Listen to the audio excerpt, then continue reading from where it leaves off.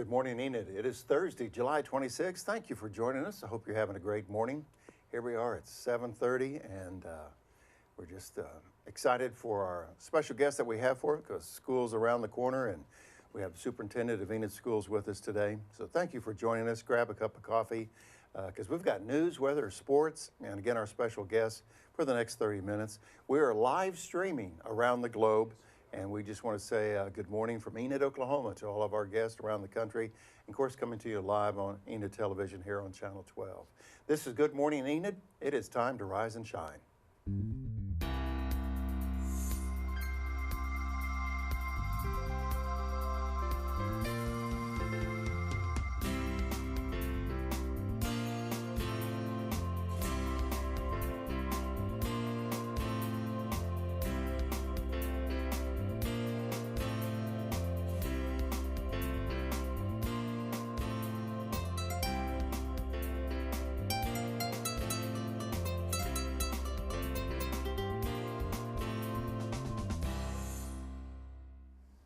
Good morning, Enid. Thanks again for joining us today. It's a little bit cooler today, it feels like, so let's take a look at that local forecast. Looks like it's about 73 right now. There's a 30% chance of scattered showers. I think it was it was drizzling when I was walking in today. The winds are about 5 to 10 miles an hour out of the northeastern side. It's going to get up to a high of 86, which isn't too bad compared to the weather we have been having, and a low tonight of 66. So overall, I'd say it seems like a pretty good day. Yeah. Yes, it's a wonderful day. Sarah, It'll be a wonderful weekend. Listen to Erin. She goes, 86? It's going to be a good day. Yeah. Like it's been 186 or something. Yeah, I agree. Close. I agree. 86, we'll take it. It's definitely going to be a nice weekend for sure. Just like today, as you can see, it's going to be mostly partly cloudy this weekend, and we are not going to be seeing any 3 digits. So we're definitely going to have a great weekend this weekend. So you don't have to stay in. You definitely want to go out this weekend. We'll learn more about some activities for the weekend from Erin, but you're right. This will be an opportunity to get out. Last week was the furnace week. Hot as a furnace, 110, 112. And then the poor folks down in southwest Oklahoma, 140, I think, down there. So anyway, on this day in history, let's take a look at what the weather was doing on this day in history. Penn put together some little historical facts for us today. Well, we could relate to that 110 because we had that last week. But in 1910, on this day, July 26, excuse me, the high was 110, and the low was a very pleasant fall 56. Can you imagine a 56 degree? Yeah, it'll happen. It's Oklahoma. It changes quite often. So anyway, that was the weather on this day back in 1910 and 1911. Well, it's 7:33 again. Thank you for joining us for Good Morning Enid. We're just thrilled that you're with us, and we hope that we have some information of benefit to you today. To keep you updated on the news that happened overnight, we always turn to the bow tie guy, and that's Derrick Silas, and he has the Oklahoma Minute.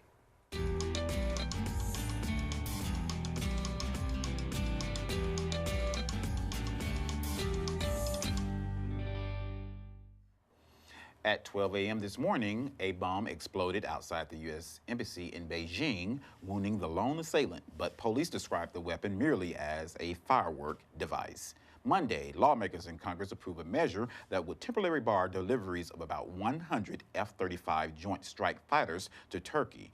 And the Senate confirmed Pentagon official Robert Wilkie as Secretary of the Department of Veteran Affairs by a vote of 86-9. The Department of Agriculture is expected to announce Tuesday billions of dollars in relief for American farmers affected by U.S. trade disputes with China. And in state news, Sunday, a girl caught an unusual fish at Fort Cobb Lake, a fish with human-like teeth closely related to the piranha. Anyone who catches one of the fish in Oklahoma, lakes or rivers should remove them from the water and notify local game wardens. The fish are considered an invasive species that can damage local ecosystems. And in local news, a portion of Cleveland Street closed Wednesday as crews move forward on the roadway improvements. The street is scheduled to reopen tomorrow. And there are new opportunities to serve on city boards or commissions. Applications will be accepted until 5 p.m. local time, August 1st, 2018. And on this day in history, in 1775, the U.S. postal system is established by the Second Continental Congress with Benjamin Franklin as its first postmaster general. And that's the Oklahoma Minute. I I also heard this morning that Mick Jagger, you familiar with the Rolling Stones? He turned 75 today. Oh, wow. Happy birthday. Happy birthday, Mick. 75. It just doesn't sound right to think of the Rolling Stones. 75 just doesn't go. Wow. Anyway. Yes, if you want to wish anybody else a happy birthday, or if you have any questions, suggestions, comments, anything you would like to share with us, always remember that we are not, but our hosting cows are definitely waiting to hear from you at gme@enid.org. I guess we could have put Mick's picture up there. Yes, definitely. And if you're looking for something to do this weekend, since it's going to be such a great weekend, here's Erin to let us know what's happening. Thanks, Sarah. Well, starting us off is the Starlight Silhouette at Creative Arts Enid. This is tonight, actually, so it's not even this weekend, but starting off tonight. We're starting the weekend early. It's from 6 to 9 p.m. It is $25 for a canvas that is 11 by 14, and all the art supplies will be provided. This is a step-by-step acrylic paint class, and trust me, I have zero paint skills, and I've done this, and she is really great. She will walk you through it, and your piece will actually turn out looking exactly like that art piece. And I promise, like, anyone can do it if I can do it. It's really fun. There is a beer available for purchase by Enid Event Company. There's also soda and water available by donation. So if you want to have something fun to do tonight and you haven't already made plans and you want to paint a picture, definitely go check this out because anyone can do it. And then tomorrow night we have the beach party at Skate Town. This is from 7 to 11 p.m. There will be games, beach ball, dodgeball, noodle races. It's kid friendly, and it is $5.50 for matinee times and $8 after 7. So if you are interested in skating around, this is definitely a fun thing to do. Who doesn't love beach ball, dodgeball? There's also on Saturday a glow skate. So all the lights will be out. You'll have to wear some kind of glow or flashlight item. And this is Saturday from 7 to 11 as well at Skate Town. So definitely 2 great events to go to at Skate Town Enid this weekend. And finally, we have Crazy Day in downtown Enid. This is Saturday morning. So what it is a bunch of towns in downtown Enid, or a bunch of stores in downtown Enid do a bunch of great deals. There are store-wide sales. There are all different kinds of events going on in all these stores. And it's been going on since the 60s and the 70s, where they used to dress up in crazy outfits, which is why it's called Crazy Days. I don't think they do that as much anymore, but back in the day, it was a huge event, and it's still a great opportunity to go and shop at your favorite downtown Enid stores and get great discounts. And that's what's happening this weekend. Well, I'm set to go. I still got clothes from the 70s. And I'm sure our special guest is coming up in a few moments. He probably has 60s and 70s, so I'm sure. So we ought to do that at the office. Turn the lights off and just wear the glow stuff. I hadn't heard that about the skating. Sarah, you could walk around glowing or something, That'd be interesting. Well, it's 7:38 on this Thursday morning. Thank you for joining us. Again, as Erin said earlier in our weather forecast, we got a break today. It's going to be high around 86, and it was sprinkling when we all came in the studio this morning, and 30% chance of rain throughout the day. So I think we have a little break in the weather. Speaking of weather, we're going to bring our special guest on in just a moment, but we have a little video that we want to show you in regard to some Oklahoma clouds. Let's watch this. We'll be right back.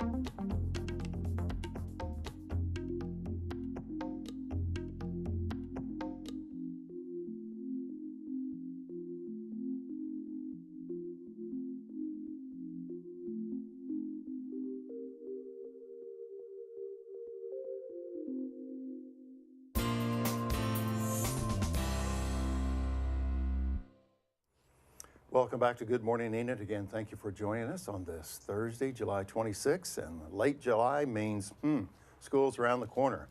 Our very special guest and our good friend that we enjoy talking to, Dr. Darrell Floyd, Superintendent of Schools here in Enid, Oklahoma. And Dr. Floyd's been our guest numerous times here at the Enid Television Network studios. Dr. Floyd, it's always good to see you. Thank Welcome. you. I appreciate you having me. You're just kind of dressed casually. You're ready to end up summer and get the first day of school going. We understand here in Enid it's August 15th, and I think throughout Oklahoma, it seems like everybody has a different start date. It used to be one start date and everybody got going, but it's so. Well, welcome to the show this morning. We're Thank you always very much. enjoying having you. Appreciate the invitation. Good morning, Dr. Floyd. Welcome back to Good Morning Enid. It's always nice to have you. Like Steve said, school is just around the corner. It starts August 15th. And with that in mind, I'm sure there's tons of work to do and tons of preparation that takes place before that day. Can you tell us a little bit of what's going on in the schools with just a few days from opening day? Okay, yeah, our first day of school is August the 15th, so that's actually 3 weeks from yesterday. We'll be cranking up with the students, and we've already started activities for our employees. We had substitute orientation the other day, and we'll have new teacher orientation coming up here on August the 2nd, and then we've already had the administrators in for different meetings. You see the schedule there for schedule pickup in different campuses, and so even though school doesn't start until August the 15th, we are already behind the scenes cranking it up to at least the speed limit and maybe slightly more. Yeah. Well, we appreciate you being here this morning because we want to talk about, to get an update from you regarding some of the construction projects, high school and some of the various schools, a little bit about enrollment things, and also about your theme for the year, and we'll get to that in just a moment. But the ETN team, AJ and Dane, went out and got some footage of some of the construction. We've seen the crane over at the high school area for months now. And as we're talking, we'll show some of that. But let's start with the high school first, Dr. Floyd. Okay. Kind of give us an update on that construction project, because we see steel and we see progress. Well, as you can see there on the screen, we do have steel coming up out of the ground now behind the high school, and you can see that tall crane from just about anywhere in town. But if folks want to make the drive back there to the south of the high school, they can see the steel coming up out of the ground now. They've laid the foundation, and these two projects, for those that may not be aware, are the kind of the two marquee projects of the bond issue that we passed in 2016, and it is the competition gym and the performing arts center. So the part that you're seeing there is the first floor is the performing arts center, and the second floor will actually be tied in and connect the university center to the main building of the high school, and then just to the left of that will be the competition gym. So now we're seeing the steel come up for the competition gym as well. And for those folks that have been in Enid forever, you know that for 50 years or more, folks have talked about the need to have a competition gym at the high school on site, so that I mean the Mark Price Arena and the event center have been wonderful facilities. We have great relationships with the city, and appreciate that good working relationship where we play games there, but it's still kind of an away game at home because the kids practice at the high school and then play their games at that great site. So we're happy to finally get that project underway, and completion date is scheduled, hopefully, crossing our fingers, a year from this Christmas to be in that facility, in both of those facilities, Okay, the competition gym and the performing arts center. Well, the weather's been good, and hopefully the fall and the wintertime will be good as well to keep things moving forward. So That's right. It's always exciting to see construction projects like this. I'm sure the kids are excited at the school. Do you have any other construction projects that are coming up or pending in the future that you'd like to share? Oh yes, we have construction projects going all throughout the school district, not as quite as visible as those two because of the big cranes and everything, but you might recall that in our 2016 bond issue, we actually had several different pieces of that. We had a technology piece that we now have fully implemented, so we have one technology device for every student in the district now. We're proud of that. We have a safety and security component to where we are now creating very safe and secure entrance vestibules in a number of different campuses that didn't already have them. Then there's a transportation piece to that. We now have completed our order of our 3rd consecutive year of buses, and that was the final piece of the project of our bond issue, and so those will be rolling in here pretty soon. And so we have new charter buses, new yellow buses, and we'll fix us up pretty well for transportation for the foreseeable future. But we have additional classrooms going on. To answer your question, additional classrooms, safety and security for the entrance vestibules, and then also we have a project district-wide for electronic marquees to be placed at every campus, and so that Corbin and Mers architects are working on the development of that, and we'll see those coming to fruition throughout this school year as well.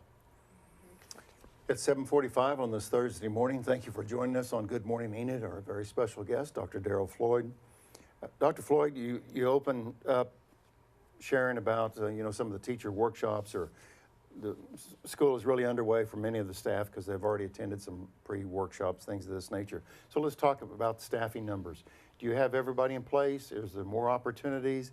Do you need a history teacher? Can you kind of give us a brief synopsis of where staff is at this time? Yes, sir. We are down to only 2 positions that still need to be filled. A counselor position at the high school and 1 math position at Emerson Middle School. And so we are getting very close, and we will be there before school starts, finalizing those 2 positions. And it's been a much better summer, as you might well imagine, this summer than in past summers. Obviously the teacher pay raise helped significantly.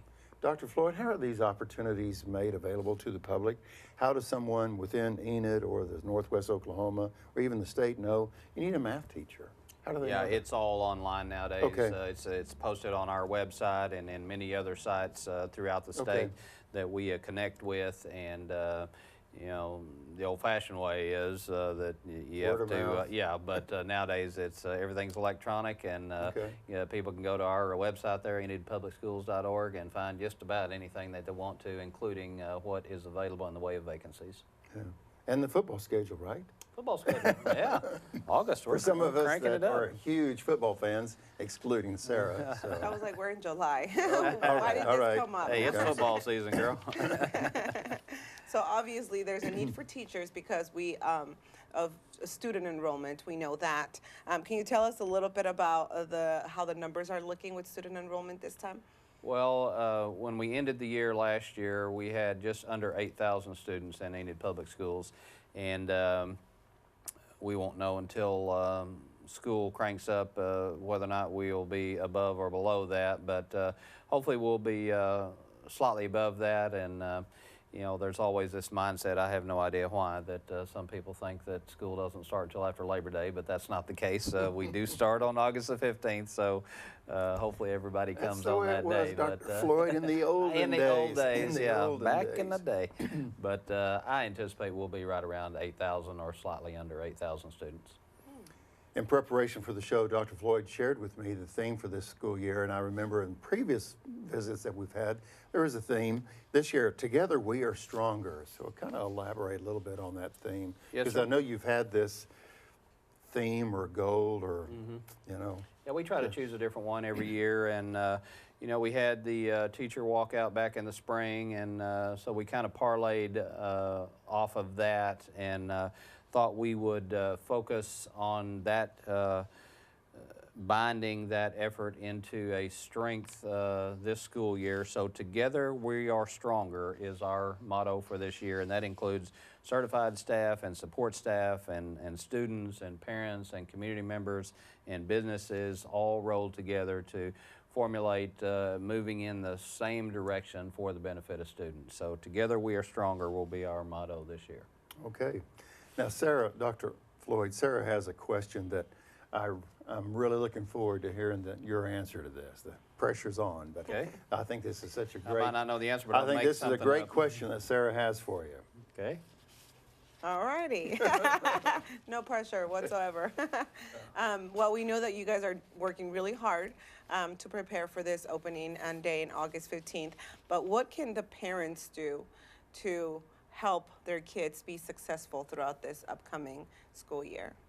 Parents are the first teachers, and they educate kids at home every day. We try to educate them to the best of our ability while we have them during the school day, but obviously it takes a lot of help and assistance and support from the house, and it's a great idea if parents can, especially with their young kids, read with their kids at home and make sure that they have the right supplies and good health and nutrition and sleep. All that's important coming into the school year, and then maintaining that throughout the school year. So you know, we can't do it all ourselves at the schoolhouse. We've got to have that support from parents at home, and encouraging their kids to do their lessons and do their homework and get enough sleep and all that to fully prepare for both the academic side, but also the extracurricular side, because that's a time-consuming process as well, but also a very important piece of educating the student as a whole. At 7:51, we'll have more with Dr. Floyd in just a few moments. We'll continue with the show. We're holding steady around 73 degrees under mostly cloudy skies, and we have a weather break today, as in the high is going to be around 86 degrees. That's right. It's going to be a great day. And in case you missed it earlier, we definitely want to bring back Derrick Silas with the Oklahoma Minute. Thanks, Sara. Around 12 a.m. this morning, a bomb exploded outside the U.S. Embassy in Beijing, wounding the lone assailant. But police described the weapon merely as a firework device. Monday, lawmakers in Congress approved a measure that would temporarily bar deliveries of about 100 F-35 strike fighters to Turkey. And the Senate confirmed Pentagon official Robert Wilkie as Secretary of the Department of Veteran Affairs by a vote of 86-9. The Department of Agriculture is expected to announce Tuesday billions of dollars in relief for American farmers affected by U.S. trade disputes with China. And a girl caught an unusual fish Sunday at Fort Cobb Lake, with a fish with human-like teeth closely related to the piranha. If you find this fish, please notify local game wardens, because the fish is an invasive species that can damage local ecosystems. A portion of Cleveland Street closed Wednesday as crews move forward on the roadway improvements. The street is scheduled to open tomorrow. There are new opportunities to serve on the city boards or commissions. Applications will be accepted until 5 p.m. local time on August 1st, 2018.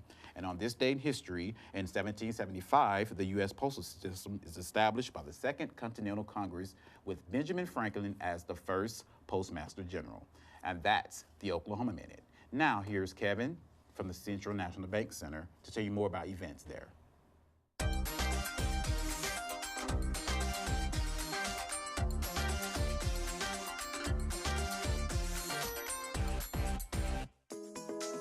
Welcome to the Central National Bank Center. I'm the General Manager, Kevin Brisky, and as you can see behind me on that stage, earlier this week, we had some really exciting news. Professional indoor football is coming to the Central National Bank Center in 2019, calling the CNB Center home. They're a team that's going to be in the Champions Indoor Football League. They are the biggest pro indoor football league in America. They have a lot of teams in the region that the Enid team will play, including teams from Wichita, Amarillo, Salina, Frisco, Texas, just to name a few. Going to be really exciting. Season tickets are already on sale. They start as low as $72, and they're also doing a Name the Team contest. You can find out more information on their website, oklahomaindoorfootball.com. Really excited for that, and they're excited to have a professional indoor football team calling the Central National Bank Center home starting in 2019. Some other things we have going on. It's a really busy upcoming few months. In August, we have Lone Star coming. That's going to be on August 2nd. And then on August 4th and 5th,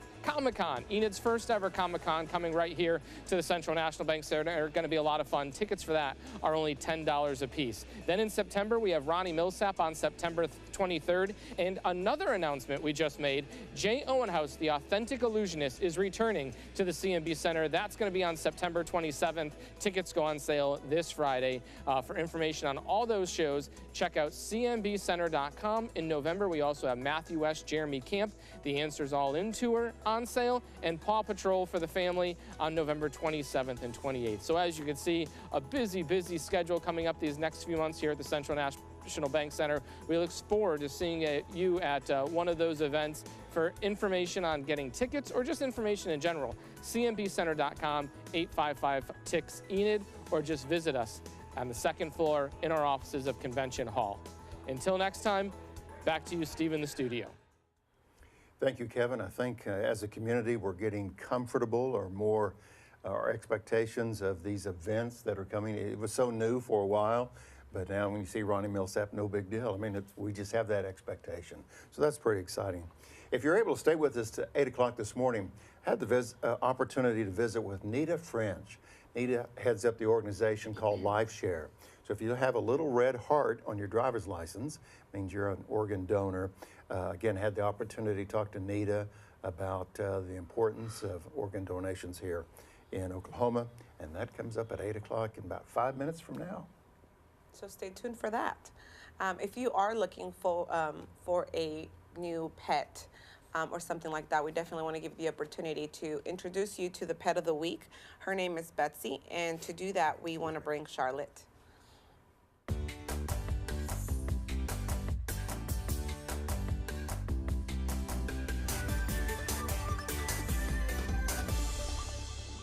Hi, good morning. Today we have Betsy. Betsy's in Penn 30.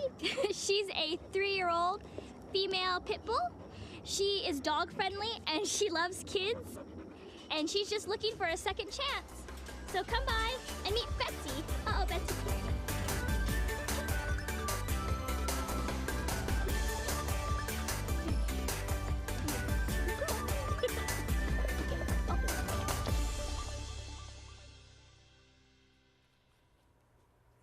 And knowing Charlotte, she'll throw in that bench as well, right, for Betsy. If you got a big backyard, keep Betsy in mind. 7:56, Dr. Floyd, thanks for staying with us. Money. Money's always a topic when it comes to administration, especially superintendent of schools.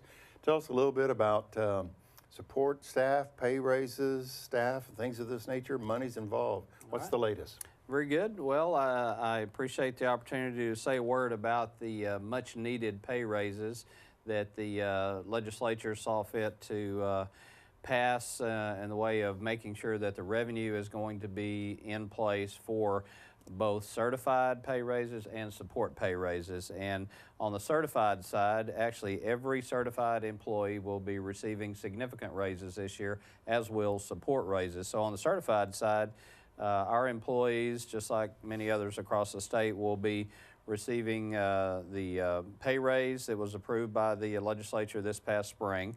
And those range anywhere from $5,000 to $8,000, depending on the degree that the employee has and the years of experience that they have. So that's a pretty significant raise. Our school district, in addition to that, chose to also provide the step increase that teachers and certified folks generally get for having another year of experience. So we'll maintain that. And then we also are maintaining our ability to pay $2,400 above state base on that teacher pay scale.